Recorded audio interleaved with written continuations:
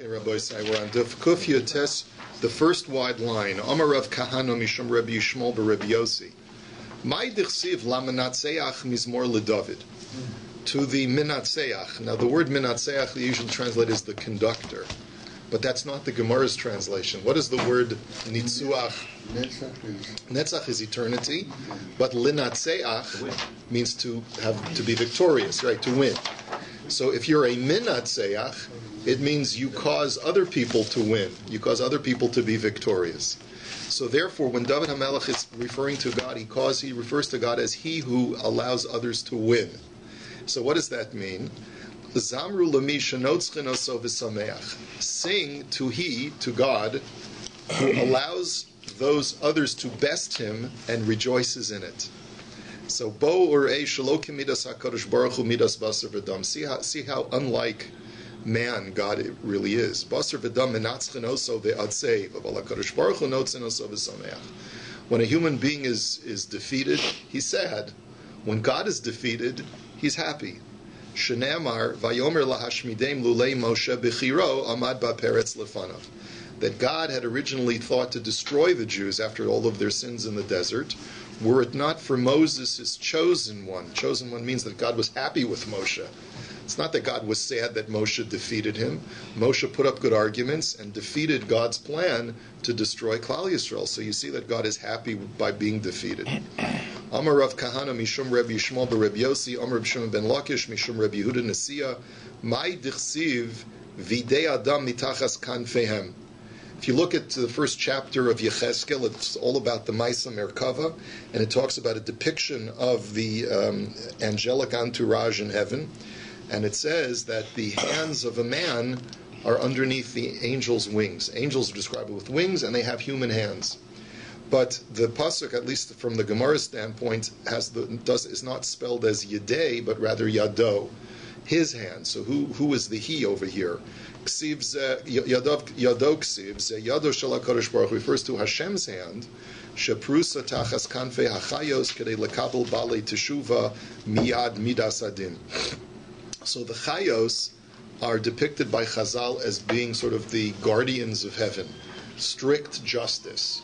And what God does is that he places his hand between earth and the Chayos, ready to accept Balei Tshuva, who want to come back to the Ribono Shel Olam, and may be blocked from doing so by these fiery Chayos, who are not interested in anything except Midas Hadin, and Hashem sort of runs interference and accepts them. That's the hand of God. Amar Rav Yehuda Amar Shmuel Kol Kesef V'Zahav Sheba'olam Yosef Lakato Ve'Hevilu Mitzrayim. So now, of course, we're jumping back to the story of Egypt. It's a little bit disjointed here. I'm not sure what the continuity is, but I'm sure you have to delve into it a little bit more.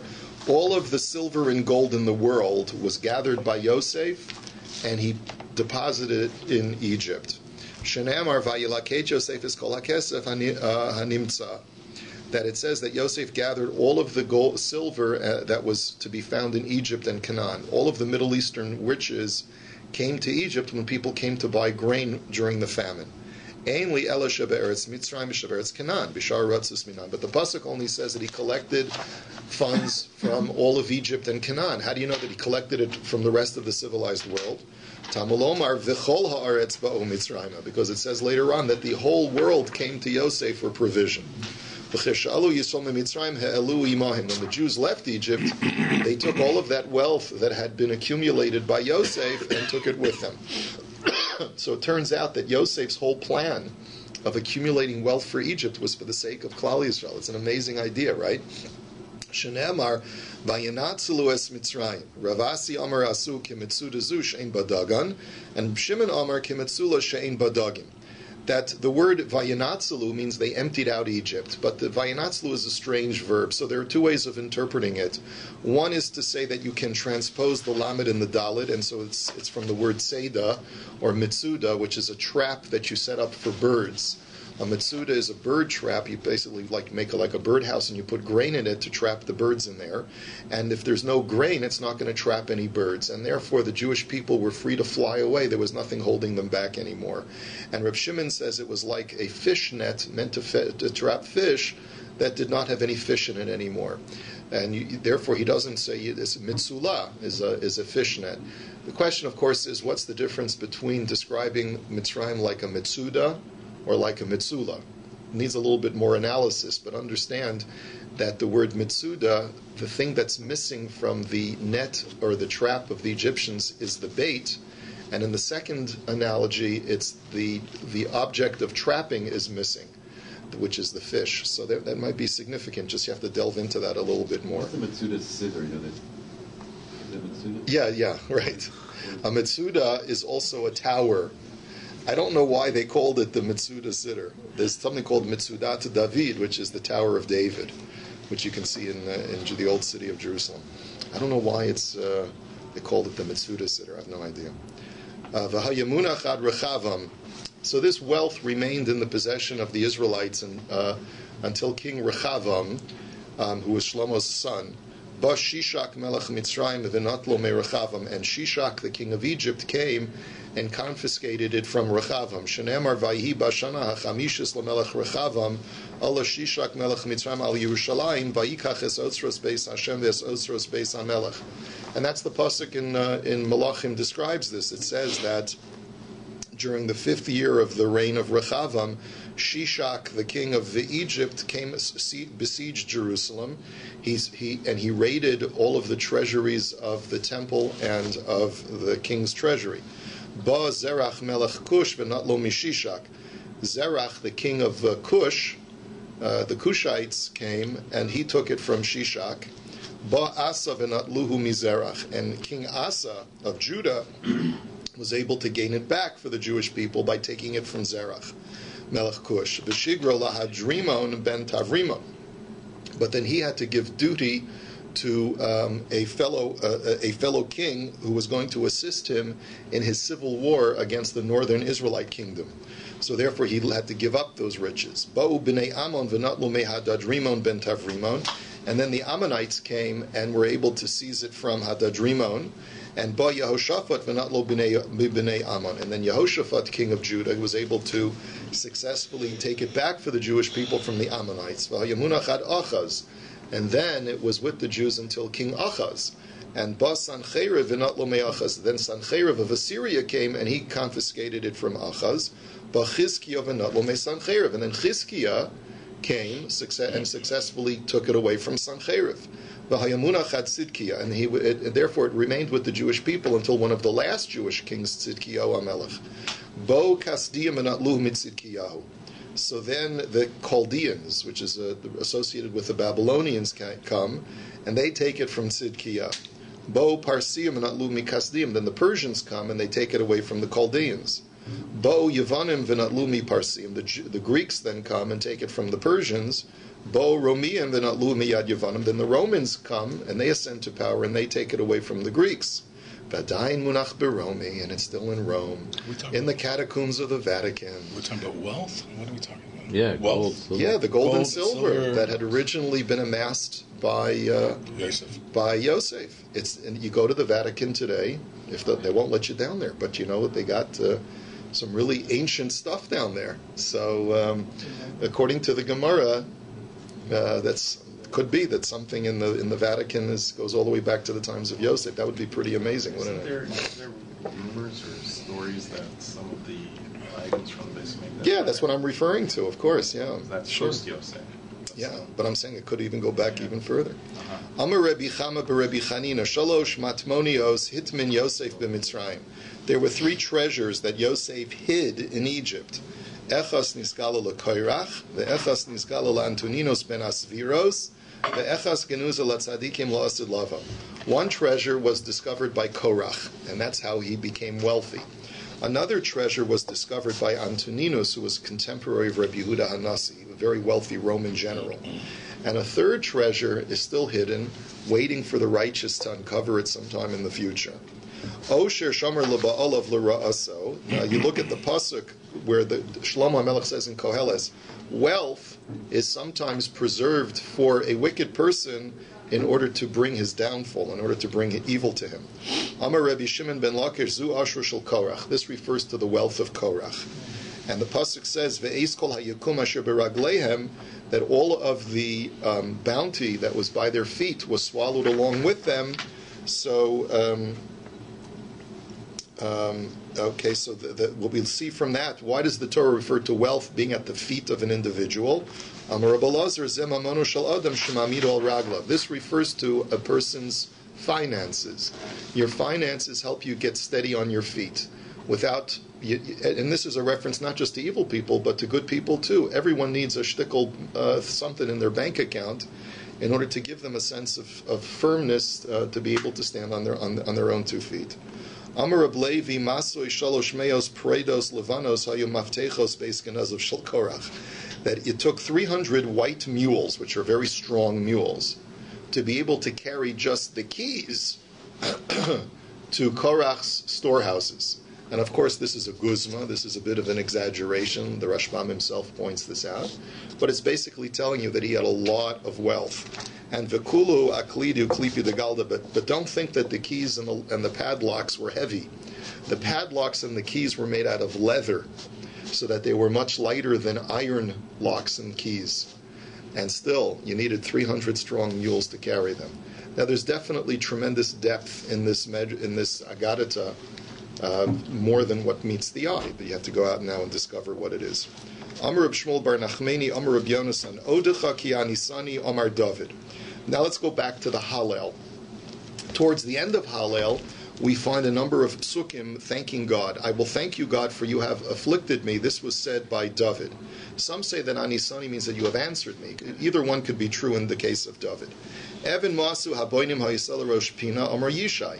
The stone that was rejected by the builders became the cornerstone of the building.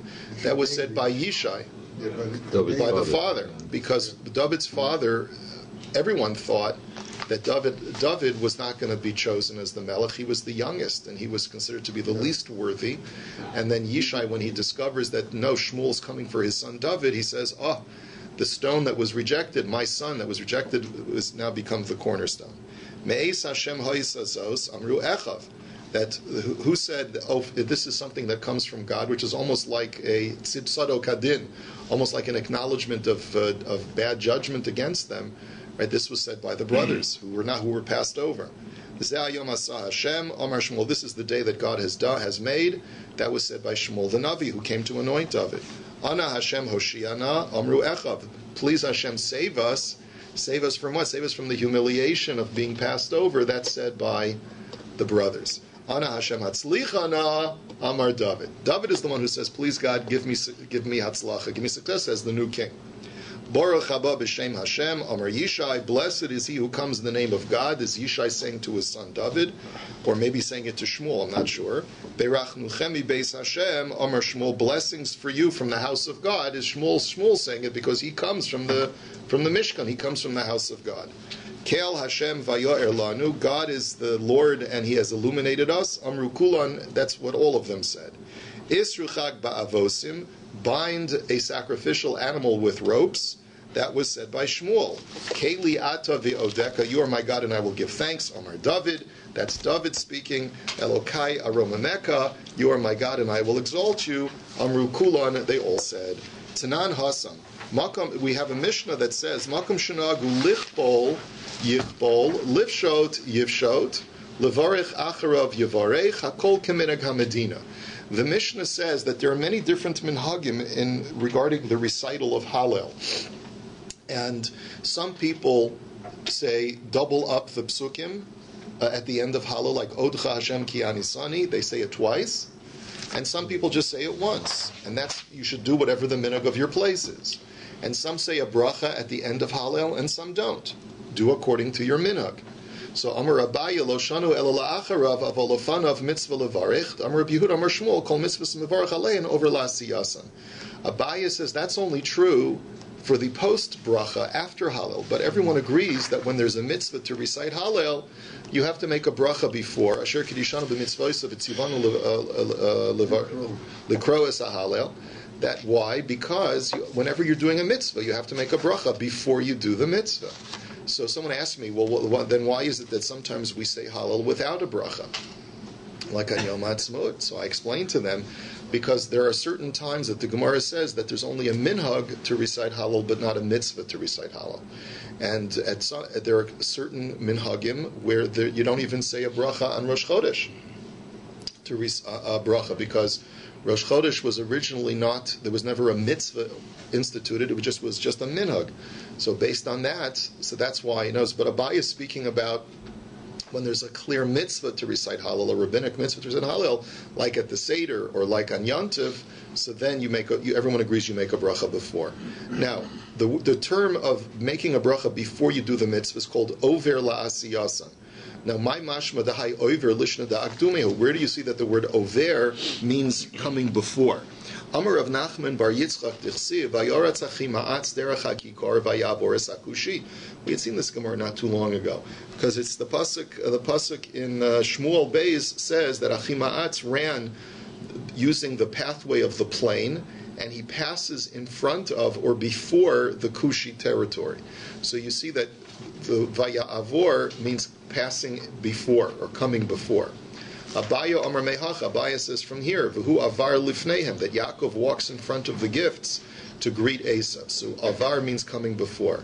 Ika da Amar Mehacha, others learn from here, Vaya'avor Malkam Lifnehem V'Hashem Birosham, that their king passes before them and God is at the head.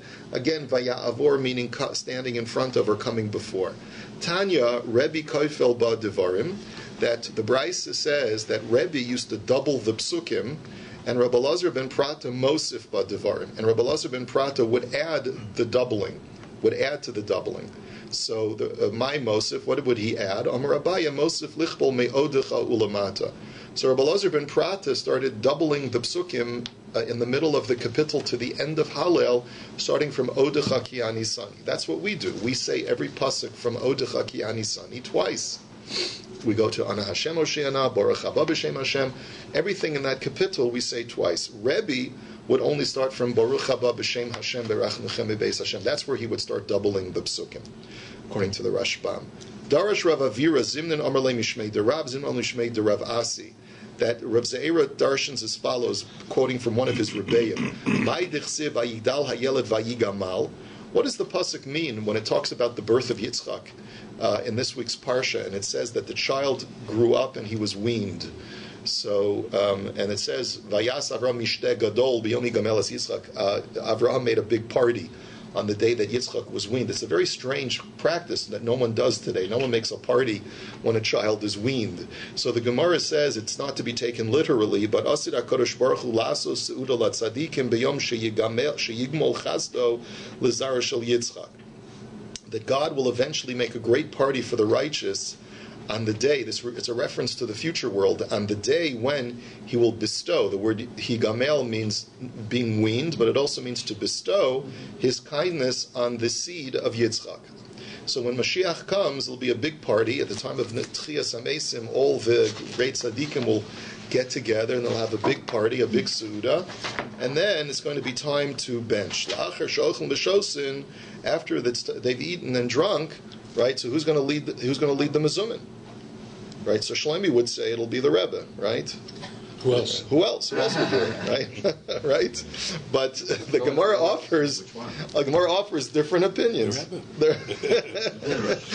Who else, right? No, but that's a good chassid. A chassid should hold that his Rebbe is going to be the leader, right? But so the question then is, so who's going to lead the benching? You've got all of the great tzaddikim going back from Avram to the present. Who's going to lead the benching, right? So someone else said this morning, it should be Aaron. He's a Chaim. But anyway, that's not what the Gemara says. So nosnoli Avram Avinu koshel bracha levarich. So first they're going to offer the koshel bracha to Avram Avinu, but he's going to decline. No, I'm not worthy, because obviously I'm not perfect, because I had a child who wasn't perfect, Yishmael, which is reflective upon my character. So Omrim lo Yitzchak tulu varech. So then they're going to go to Yitzchak and they're going to say, okay, Yitzchak, why don't you Why didn't you bench for us? So Omer Lahen Eini Mevarach Shetzim Mimeni Esav. I'm not worthy because I had a child Esav, so that shows there's something wrong with my character, some defect. Omer Lo Yaakov Tulu V'reich. Then they tell to Yaakov, you go and bench. So Omer Lahem Eini Mevarach She Nasasi Shtei Achayos B'Chayehen She'asira Torah La'osron Olai. That the very fact that I married two sisters shows a defect, something in me, because if the Torah would eventually prohibit that, then I should have known that, and I should not have married two sisters.